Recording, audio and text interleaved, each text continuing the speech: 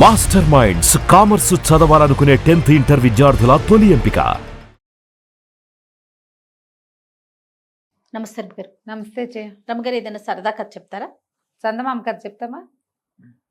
చంద్రనగరం రాజుగారికి చెంపకవల్లి అని ఒక కూతురు ఉండేదట. పిల్లకి చిన్నప్పటి నుంచి దాగుడు మూతలు అంటే ఇష్టం. పిల్లలు దాగుడు మూతలు ఆడతారు. దాగుడు మూత, దండాకోర్, పిల్లి వచ్చే ఏలక భద్రం, ఎక్కడ దొంగలు అక్కడేగా, సాంబార్ గుడి. చిన్నప్పుడు అలాగే ఆడేవాళ్ళం. ఒకళ్ళు ఎవరో తల్లిగా కూర్చుని, ఒకళ్ళు మా తల్లి, ఒక ముసలమ్మ ఎవరో ఒకళ్ళు కదలేని వాళ్ళని కూర్చోబెట్టి కళ్ళు మూసేవాళ్ళు. అక్కడి నుంచి దాగుడు మూత, దండాకోర్ అని అందరు దాక్కోవాలి. ఈ కళ్ళు మూసిన వాళ్ళు లేచి వెతుక్కోవాలి. ఆ అమ్మాయికి ఎంత ఇష్టమో ఆ చెంపకవల్లికి. మంత్రి గారు అమ్మాయి, సేనాధిపతి గారు అమ్మాయి, రాజగురు గారు అమ్మాయి, రాజపురోహితుడు గారు అమ్మాయి, ఇంకా ఎవరో మంత్రి గారు తోడలుడు కూతురు, అలా కొంతమందిని చేరదేసేది. గుంపంతా పోయి తోటలో ఆడేవాళ్ళు, దాగుడు మూతలు ఆడేవాళ్ళు. ఒక ముసలి దాది ఉంది, ఈ అమ్మాయిని చిన్నప్పుడు ఎత్తుకున్నది. ఆ ముసలమ్మని కూర్చోబెట్టుకునేది తల్లిగా. ఆవిడ ఒక చోట కూర్చునేది. రాజకుమార్తెని కాచి కాపాడే డ్యూటీ అనమాట వాళ్ళది. ఈ తన కళ్ళు మూసినా చాలా తెలివిగా పట్టేసేది. ఎవరైనా దొంగ అయ్యారంటే ఇక వాళ్ళకి దొరికేదే కాదు పిల్ల. ఎంత బాగా ఆడేదో, దొరకకుండా ఉండేది. చివరికి అందరూ దొరికాక అప్పుడు ఓ కోయిల కూతో ఓ చిలకూతో కూసి నేను ఇక్కడ ఉన్నానని హింట్ ఇచ్చి దొరికేది. హింట్ ఇవ్వకుండా ఒకసారి కూడా దొరికేది కదా. అంత ఆట సరదా, అంత గొప్ప ఆట. అటగే ఆడుకునేది. ఇది మెల్లిగా పెద్దదైంది పిల్ల. 15-16 సంవత్సరాలు వచ్చాయి. అయినా దాగుడు మూతలు మానలేదట. ఓహో, ఎప్పుడు దాగుడు మూతలు ఆడేది. ఎవరన్నా చుట్టాలు రాగానే పదండి సాయంత్రం అయిందిగా దాగుడు మూతలు ఆడుకుందాం తీసుకుపోయేది. ఒక్క మజా వచ్చేది, ఒక్కొక్కళ్ళకి ఇష్టం కదా. సరే పిల్లకి 15-16 సంవత్సరాలు వచ్చినాయి, ఇంకా పెళ్లి చేయాలనుకున్నారు. అప్పట్లో అటగే చేసేవాళ్ళు కదా. ఎక్కడెక్కడ దేశాల రాజకుమారుల పటాలు తిప్పించారు. వీళ్ళల్లో ఏ రాజకుమారుడు నచ్చాడో చెప్పమ్మా, ఆ అబ్బాయికి కబురు చేసి నువ్వు వాళ్ళకి అప్పచెప్తామంటే. ఆ పిల్లంది, ఏమిటి ఇలా ఫోటోలు చూసి పెళ్లి చేసుకుంటారా ఎవరైనా? నేను దాగుడు మూతలు ఆడతా, ఎవరు నన్ను పట్టుకుంటారో వాళ్ళని పెళ్లి చేసుకుంటా. నాకు అలాగే కావాలి, లేకపోతే నేను పెళ్లి చేసుకోను. రాజుగారికి ఏం చేయాలో తెలియలా. అంతకుముందు ఆయన మేనత్త ఆ కాలాల్లో ఏం చేసేవాళ్ళు, స్వయంవరం ప్రకటించి అందరు గుంపంతా వస్తే రాజకుమార్తె నడిచెళ్ళి చేసుకునేది పెళ్లి. స్వయంవరాలు ఉండేవి కదా. సరే ఇదొక సార్ట్ ఆఫ్ స్వయంవరం అని అనుకొని అన్ని దేశాల రాజకుమారులకి ఉత్తరం రాశారు. మీరు ఎవరైనా వచ్చి మా పిల్లని చేసుకుంటామంటే, మా పిల్లతో దాగుడు మూతలాడి పిల్లని పట్టుకుంటే మా పిల్లని మీకు ఇస్తాం. గుంపులుగా వచ్చారు రాజకుమారులు. తేపకు 10 మంది వచ్చేవాళ్ళు, 10 మందితోటి ఆడేసేది అమ్మడు. రాజకుమారులు లోపలికి వెళ్ళేవాళ్ళు, అమ్మాయి దాక్కుంది వెతుక్కోండి అని తోటలో ఒక కబురు వచ్చేది. ఈ 12 మంది రాజకుమారులు తోటలో పడి వెతికేవాళ్ళు. దొరికేదే కాదు. వచ్చిన వాళ్ళు నిరాశగా వెళ్ళిపోయేవాళ్ళు. రోజులు గడుస్తున్నాయి, ఏమి ఇది అయ్యేలాగా లేదు. రాణిగారికి బెంగ పట్టుకుంది. ఈ ఆట పిచ్చేమిటి, అసలు పిల్లకి పెళ్లి అయ్యేలాగా లేదు. ఇప్పటికి 100 మంది రాజకుమారులు వచ్చారు, ఎంత అప్రదిష్ట. కాకపోతే ఎవ్వరూ అమ్మాయిని చూడాల. ఒక పటం పెట్టారు అక్కడ రాజకుమార్తె, అక్కడికి ఎవరు లేరు. ఆ రాజకుమార్తె పటాన్ని గుర్తుపట్టడానికి ఏం లేదు. తోటలో ఉన్నది ఒకే ఒక అమ్మాయి, అది రాజకుమార్తె. ఆమెను పట్టుకోవాలి. ఇక అప్రదిష్టగా ఉంటుందని ఆవిడ చాలా బెంగ పెట్టుకుంది. కానీ ఎక్కడ పిల్ల వినేలాగా లేదు. సరే, పాంచాల రాజ్యానికి రాజకుమారుడు ఒకడు, భానుకుమారుడు అని అబ్బాయి, చాలా అందమైన వాడు. అతని గురించి కొన్ని వార్తలు వచ్చాయి, 1-2 పటాలు కూడా వచ్చాయి. ఈ పిల్లకి అతన్ని చేసుకుందామని పుట్టింది. కానీ వాడు దాగుడు మూతలు ఆడకపోతే నేను చేసుకోను. ఓహో, ఇట. సరే వీళ్ళ నాన్న ఏం చేశాడు, భానుకుమారుడికి కూడా ఒక వార్త పంపించాడు. మా అమ్మాయితో దాగుడు మూతలు ఆడుదు కానీ రా.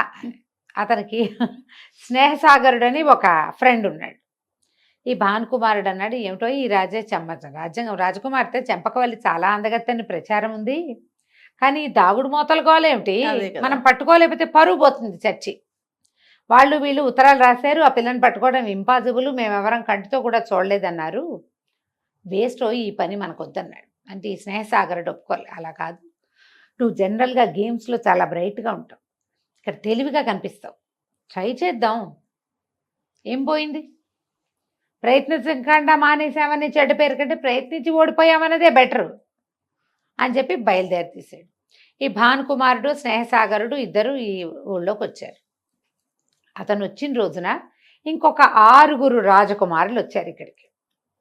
6 1 7 7 రాజకుమారులని తోటలోకి వదిలిపెట్టారు. రాజకుమారి దంకుంది, మీరు వెతకండి అన్నారు. సై అన్నారు, వెతకమన్నారు.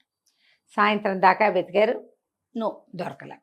ఎవరి దారిని వాళ్ళు వెళ్ళిపోయారు వాళ్ళ వాళ్ళ విడిది భవనాల్లోకి. ఈ రాజుగారు రాణిగారు పిచ్చగా బెంగ పెట్టేసుకుంది. ఎట్టాగమ్మా నీకు నచ్చిన రాణికుమారుడు కూడా వచ్చాడే, ఇంత మంచి మంచి వాళ్ళని ఇంత చక్కటి వాళ్ళని ఈ రకంగా చేసుకుంటే పెళ్ళెట్లా అవుతుందంటే, కాదమ్మా ఒక రూల్ పెట్టుకును, నాకు ఈ ఆట ఇష్టం, ఈ ఆటలో నన్ను ఓడించిన వాడిని పెళ్లి చేసుకోవాలని నేను అనుకోవటం తప్పేముంది, కావాలంటే వాళ్ళనే మళ్ళీ ఆడమని రేపు. ఇవాళ వచ్చారు, వాళ్ళు వెతకలేకపోయారు, దొరకలా, రేపు కూడా రమ్మను, రేపు పట్టుకుంటారేమో చూద్దాం అన్న. అనగానే సరే అనుకుంది ఈవిడ. ఈ విడుదల్లోకి వెళ్ళిపోయారుగా అబ్బాయిలు, మెల్లిగా తటాపుటా సర్దుకుని మర్నాడు పొద్దున వెళ్ళిపోవాలి వాళ్ళు. ఈవిడేం కబురు చేస్తుందంటే, రేపు ఉదయం మీకు ఇంకో ఛాన్స్ ఇస్తున్నాం, మీరు సెకండ్ ఛాన్స్ ఇస్తున్నాము, మీరు ఇక్కడికి రండి అనగానే సరే ఇందులోకి వెళ్ళారు. ఆ పూట ఏమైంది, స్నేహసాగరుడు భానుకుమారుడు ఇద్దరు చీకటి పడ్డాక ఈ తోటలో కూర్చున్నారు. కూర్చుంటే ఒక ముసలమ్మ వచ్చింది అక్కడికి. ఎవరు బాబు మీరు అని అడిగింది. ఏదో పేరు చెప్పాడు. అలాగా, బాగుంది, రాజకుమార్తెను పట్టుకోవటానికి వచ్చారా, చాలా బాగుంది ఆయన, మీరు 8 మంది అటు ఇటు తిరుగుతుంటే చూసి అలాగే అనుకున్న, కన్నుల పండుగగా ఉన్నారు రాజకుమారులు అని అట్లాగే అనుకున్నాయన ఆయన, మీ యనమండుగురిని చూసి అంది. రాజకుమారుడు అన్నాడు, ఒక నిమిషం, యనమండుగురం కాదు, మేము 7గురమే అన్నాడు. 7గురేనా, నేను 8 మందిని చూశానే రాజకుమారులని. అలాగా, 7గురు కాదా, 8గురు కాదా, 7గురేనా అని 2 సార్లు అన్నది. అన్నాక ముసలి, ఏమో నాయన ముసలిదాన్ని, నాకు అట్టా కనపడింది మరి అని చెప్పి వెళ్ళిపోయి. ఈ స్నేహసాగరుడు అన్నాడు, ఇంకొకసారి ట్రై చెయ్యి, చూద్దాం రేపొద్దున. ఆ అమ్మాయిని పట్టుకోవడం కష్టమయ్యా అంటున్నాడు ఇతను.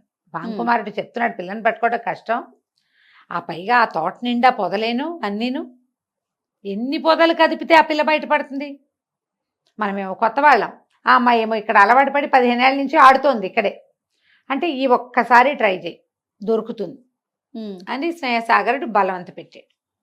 మర్నాడు పొద్దున అందరూ వచ్చారు రాజకుమారులు. వాళ్ళు ఎవరు, వాళ్ళు 6గురు, ఇతను ఒకటి 7గురు. ఈ 7గురు వరుసగా నుంచున్నారు. రాజకుమార్తె దాక్కుందో, హో మీరు ఇంకా వెతకచ్చని ప్రకటన వినపడింది. అతను ముందుకెళ్తూ వెనక్కి తిరిగి చూసుకున్నాడు. చూసుకుంటే 1 2 3 4 5 6 7 లెక్క పెట్టాడు, 7గురు. ఆవిడేంటి 8 8 అంది, మనం 7గురమే ఉన్నాం కదా. ఇంకా కొంచెం ముందుకెళ్ళాక మళ్ళీ చూశాడు, మళ్ళీ 7గురే కనపడ్డారు. అయిందా, తిరిగారు తిరిగారు తిరిగారు. సాయంకాలం చీకటి పడేసరికి ఇక లాభం లేదు, అందరూ ఒక చోట చేరారు. అప్పుడు రాజకుమారుడు మళ్ళీ లెక్కపెట్టి, పొద్దునుంచి 4 సార్లు చేశాడు, ఎంతమంది ఉన్నారు అని లెక్క పెడుతుంటే తనతో పాటు 8 మంది కనపడ్డారు. పొద్దున లేరు, మధ్యాహ్నం లేరు, మిడ్ ఆఫ్టర్నూన్లో లేనప్పుడు సాయంకాలం చీకటి పడేసరికి 8 మంది ఎట్లా ఉన్నారు అని చెప్పి ఒక్కొక్కళ్ళ మొహాలు పట్టి పట్టి చూడడం మొదలుపెట్టాడు. ఒకళ్ళు మగధ రాజకుమారుడు తెలుసు, ఇంకొకడేమో చంద్రపూర్ రాజకుమారుడు తెలుసు, ఇంకొకటి స్వర్ణపూర్ రాజకుమారుడు తెలుసు. వరుసగా చూస్తే ఆఖరి వాడు రాజకుమారుడు కాదు, అర్థమైంది. టక్కిన వెళ్ళి దగ్గరికి పట్టుకున్నాడు. పట్టుకుని, బాబు మీరు ఏ దేశపు రాజకుమారుడు, మీ పేరేమిటి అంటే, నా పేరు మీకెందుకు అన్నాడు. అనేసరికల్లా, అవును నీ పేరు మాకెందుకులే, మాకు నువ్వే కావాలని చేయి గట్టిగా పట్టుకుని నెత్తిమించి తోపి తీసేసాడు.